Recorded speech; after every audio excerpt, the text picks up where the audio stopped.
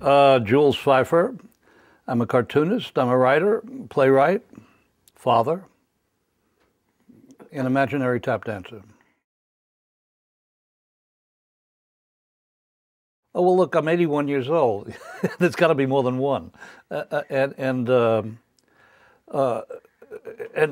it's hard to define what fun was. I mean, there's fun in private life, which is all sorts of things, including making out and sex. But this is a book that centers primarily on career, although it does involve some of that other stuff. And in terms of career, it was getting to the Village Voice and getting printed for the first time, because I had been trying without success to get into print for something like 4.5, nearly 5 years, and nobody would touch me. So that, of course, was very exciting. And then after that, discovering that I was going to write for the theater, and the trajectory that moved me into that area, and how that developed, and also how it, the excitement and euphoria that went with writing my first play.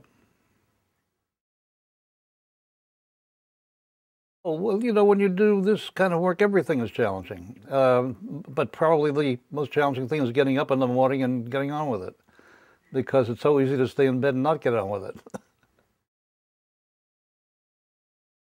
I had been trying to sell my stuff, which were books of satire, cartoon satire, which now would be called graphic novels or graphic novellas. There was no such term at that time, and I wasn't interested in labels. There were things I wanted to talk about and write about in a satiric form in cartoons. This was at the height of the Cold War, the height of a form of domestic suppression, where in the days of Joe McCarthy, Senator Joe McCarthy, and the Eisenhower administration, liberals and left-wing people in general were basically driven from the debate. They had no place in the national dialogue, or if they did, they were very, very cautious and careful about it.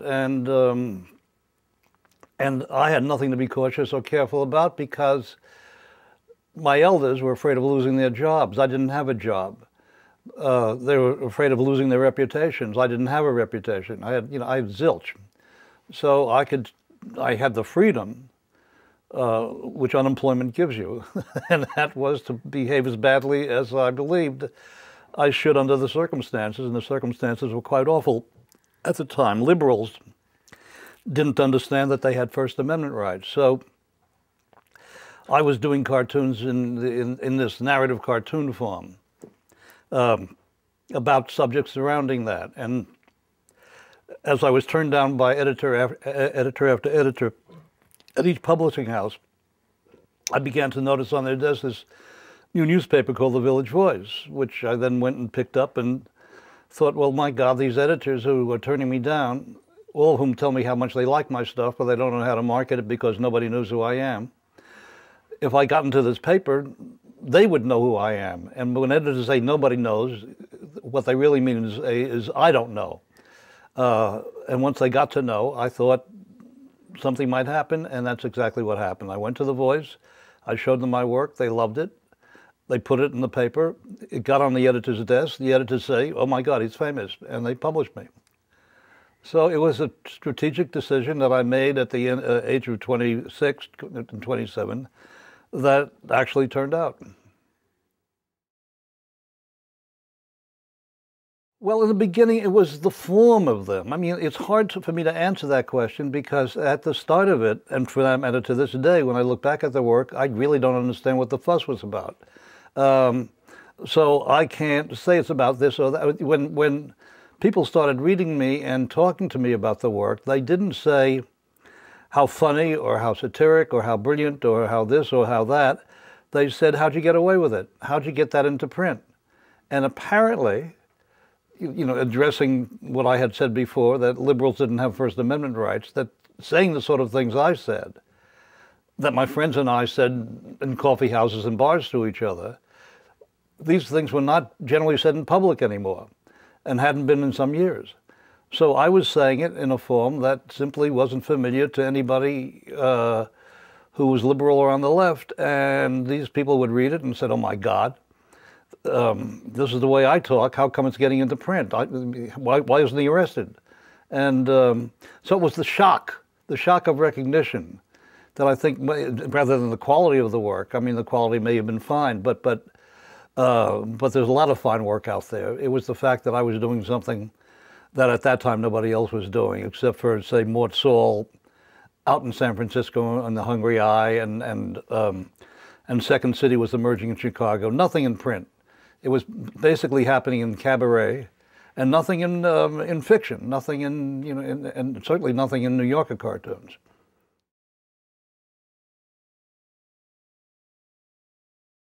Well,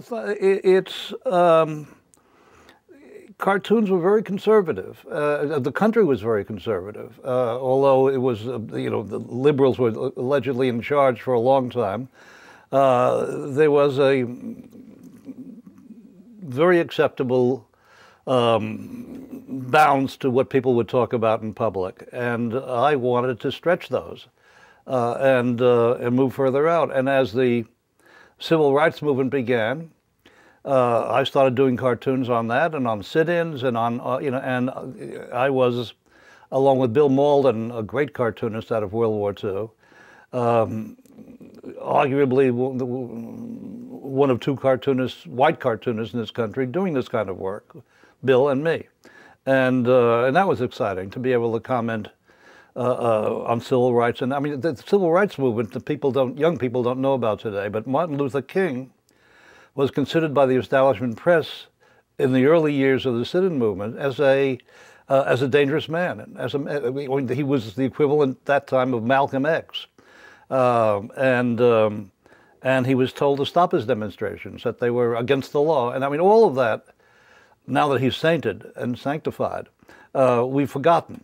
And but I was doing cartoons mocking white liberals, mocking the attitude of government who said go slow, while intending to do absolutely nothing, you know, for black people then called Negroes. And I had a lot of fun and I expressed a lot of anger. Another thing that's important to know at that time, as I was emerging into more and more into politics, that I was angry. I was enraged all of the time. We were moving into Vietnam, and it was clear that the Kennedy administration was turning its back on Eisenhower's wisdom, having been a general, and not going into Vietnam. He kept us out. And Kennedy was moving in as he moved into Cuba with the Bay of Pigs. And all of these things I thought were mistakes, and I did cartoons on them, and I think I was the first cartoonist in the country to attack the war in Vietnam, and that helped influence a whole generation of young cartoonists who later on took up the battle. And that was exciting. I mean, to know that I had helped influence work of young people who were moving this form into a better and more exciting area out of the moribund state that political cartooning had been in. Another cartoonist that should be mentioned at the time, besides Malden, doing brilliant work in these very areas that I was working in, was Paul Conrad in the LA Times, who was extraordinary and is to this day. I just happened to be around when the sexual revolution was happening. There was Playboy magazine on the scene. And shortly after I had been at work in The Voice, I heard from Hugh Hefner, who asked me to start doing work for Playboy. And that was, Hefner was the first person to pay me for my work, because The Voice did not pay in those years. It thought that contributing space to people who wanted to say what they thought was all it could do, and that was quite enough for me, because it was the only newspaper that didn't tell you how to think and how to write and what form to write. All the other newspapers, all the other magazines, basically guided you in including the words you used, including the style, including your personal voice. It rewrote that voice, whether these were liberal publications or conservative publications, whether they're mainstream or slightly to the side of the mainstream, out of the mainstream. They all believed that they had the right to tell you how to stylize yourself. And from the New York Times to the much more left-wing Nation. And The Voice said, no, you write whatever you want to. You draw whatever you want to. We'll publish it. Nobody was doing that. Nobody does it today. You know, The Voice is no longer that kind of paper. And editorializing is now, I mean, is now in the hands of editors, with few exceptions. Well, it's fluctuated over the years, and it's changed a lot when I switched from the comic strip to doing children's book art. It's a whole new way of working that I've never tried before, and that was great fun to try and play with and experiment. But in the beginning, when I was at The Voice, I had a writing style down pat, and I knew what I wanted to say. I just didn't like the way it looked in print, and so I just fiddled around week after week. And if you see in the book, Backing Into Forward, the memoir, it shows the first 4 or 5 cartoons, all of which are done in different styles, because I was floundering, and it took more than a month before I could settle on a line, a way I wanted it to look. And the way I came about that is I picked up some, I was living alone, I was a bachelor, and picked up some meat from the meat market, and they had these round little dowels sticking in the steak with a pointed tip, and I thought, well, I wonder what that would be like if I dipped into some ink. So after I had my steak, I dipped it into some ink, and I got a line that was both dry and full of character and quality, and far better than any pen line that I was able to put on paper. So I went out and bought a bunch of these wooden dowels, these pointed wooden dowels, and I began drawing with them. And I must have used that as my style, as my tool of choice for, I don't know, 10 years or so. And it got to be terribly laborious and slow moving, because it's not meant to be a pen. And finally got fed up with that and switched to pen and ink, and never liked that very much. And also, over the years, all I was trying to do in the artwork as it appeared in the paper, whether in The Voice or in Playboy or in syndication, and syndication just took the Voice cartoons and ran them around the country. But all I wanted a sense of immediacy, a sense of spontaneity.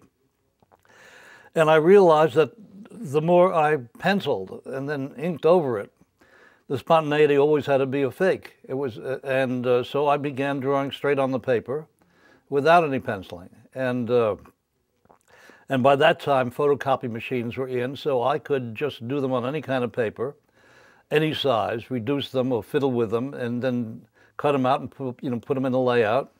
And this took 2 or 3 times as long as penciling to get and to do them over and over again.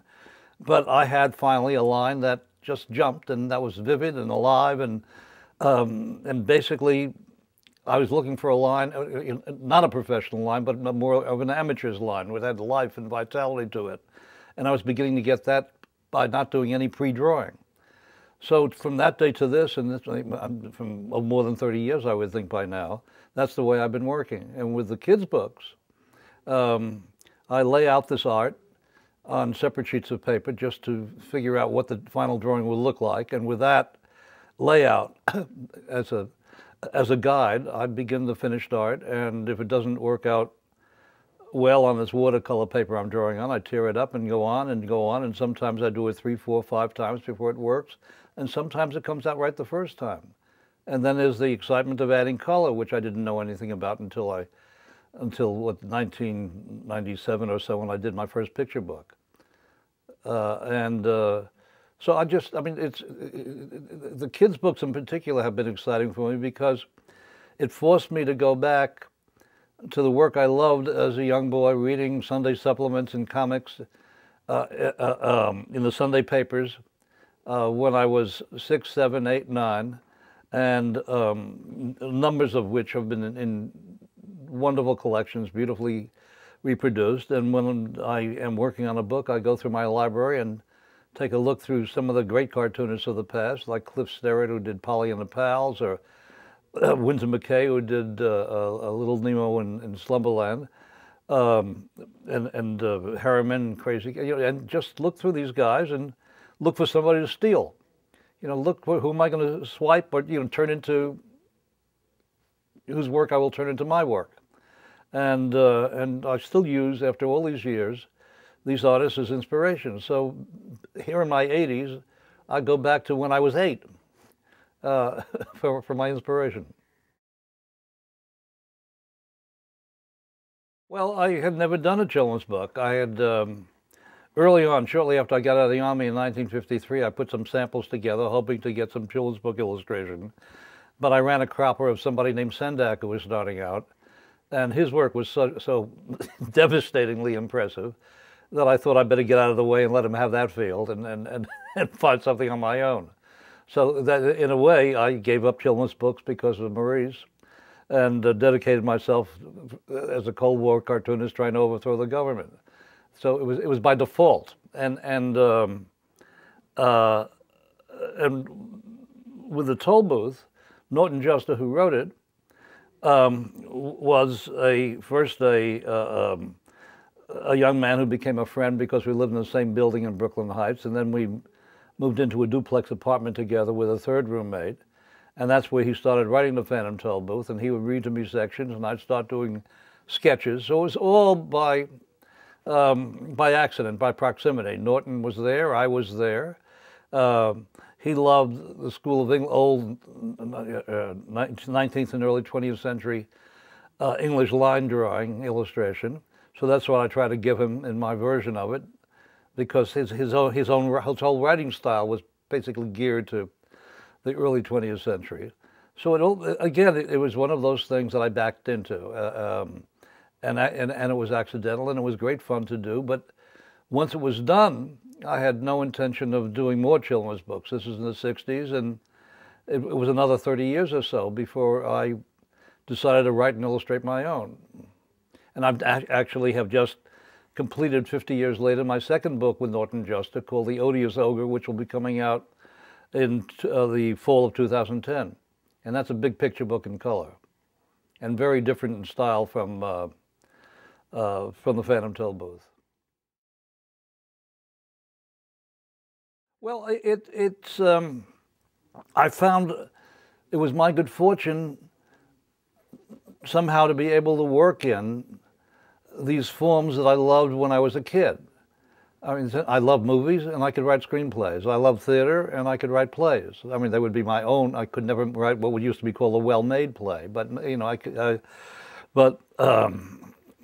my first play, Little Murders, turned out to be a great success and a great influence on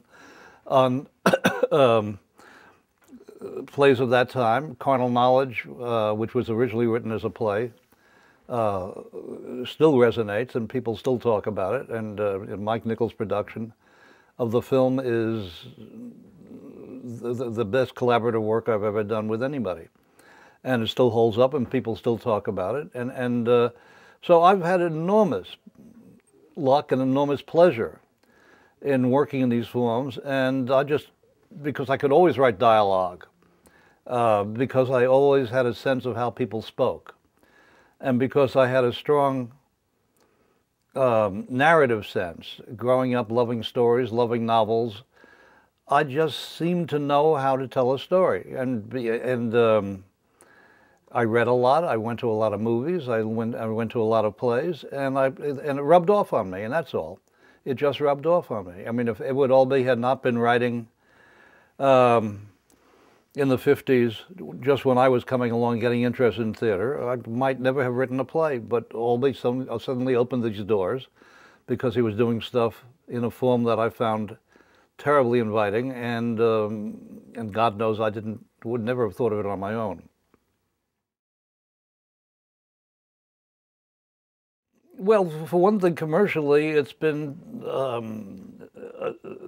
undergone vast change, and not all of it to the good. I mean, when I was a kid, the newspaper comic strip was dominant and sexy and glamorous, and cartoonists made a lot of money, and they were famous. Milton Caniff, who did Terry and the Pirates, Al Capp, who did Lil Abner. I mean, these were Chester Gould, who did Dick Tracy. These men had household names, and the newspaper strips got smaller and smaller and smaller for newspapers to misguidedly save space, and the quality went out of the work, the quality went out of the art, and certainly out of the writing, and whatever quality there was disappeared for a long period of time until underground comics Crumb and Company and Spiegelman and Company gave birth to something new, which was alternative comics, and suddenly we had Chris Ware and Dan Clowes and Craig Thompson and a whole new variety of artists, many of them every bit as good as the best during the golden age of the newspaper comic strip, but here doing work wildly original, very different from one another, and impossible to conceive of in a mainstream public press. So this is very exciting now. It ain't a living. I mean, these guys work very, very hard and put in the sort of work and hours that I would never try to do. And I don't know how they feed their families if they do, you know. But it's a fascinating form, and so I think that after a long period of nothing happening and work not being very impressive, we are now into another golden age of comics. Unfortunately, it's not a golden age for the artists themselves economically. They I don't know how they get along.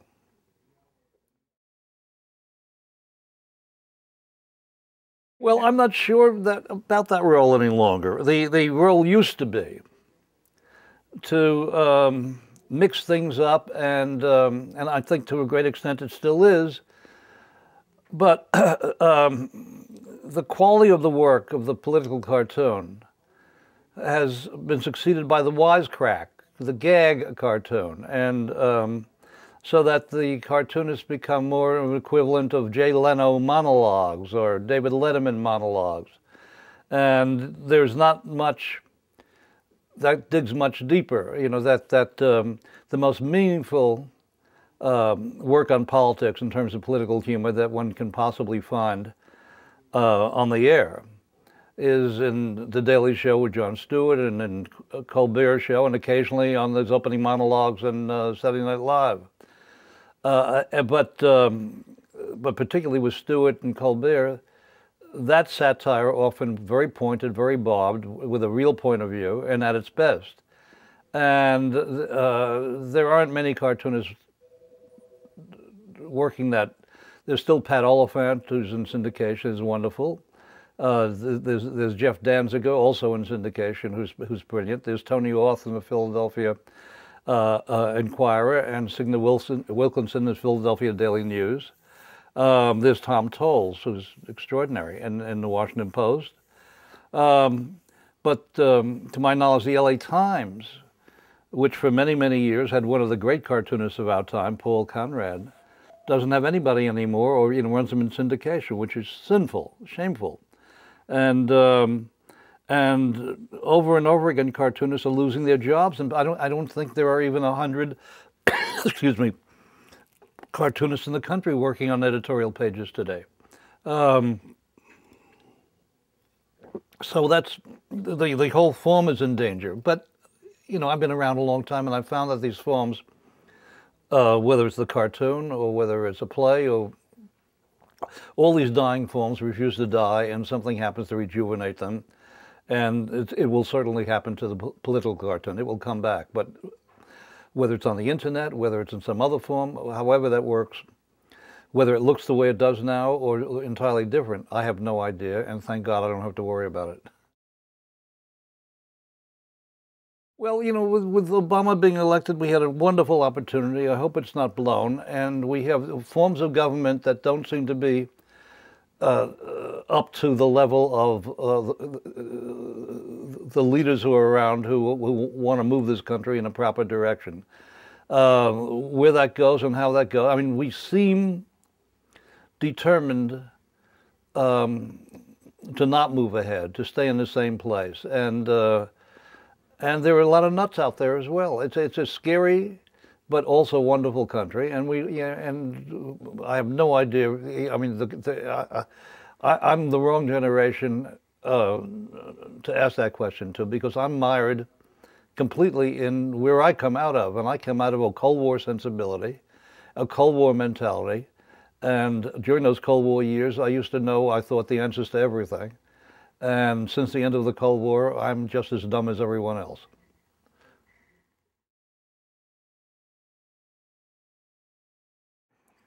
Well,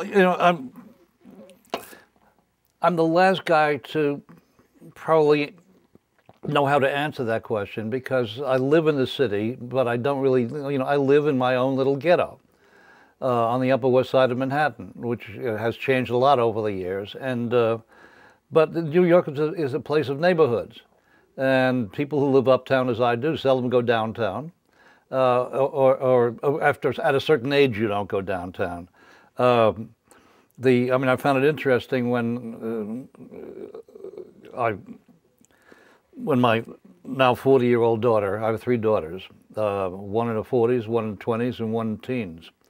Well, my 40-year-old, when she lived downtown in the East Village, and I would meet her in a local bar, it struck me how different in age everybody was in that local bar from the bars I went to uptown, and that she would never know or go to a bar that had anybody my age in it.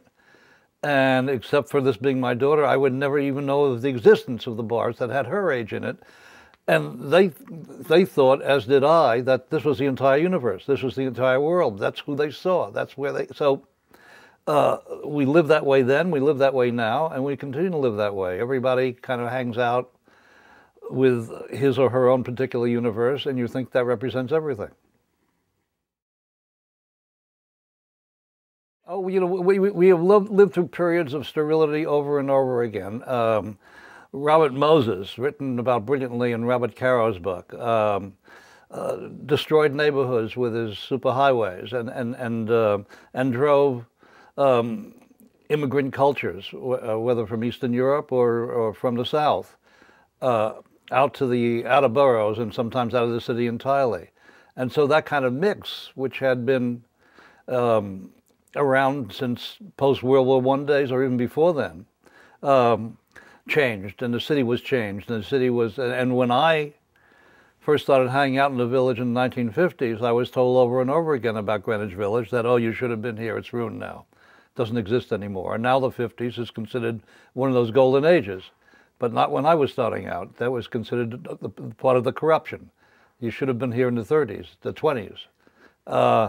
So it's, I seem to have missed everything. Whenever I got there, it was always too late, and that doesn't change.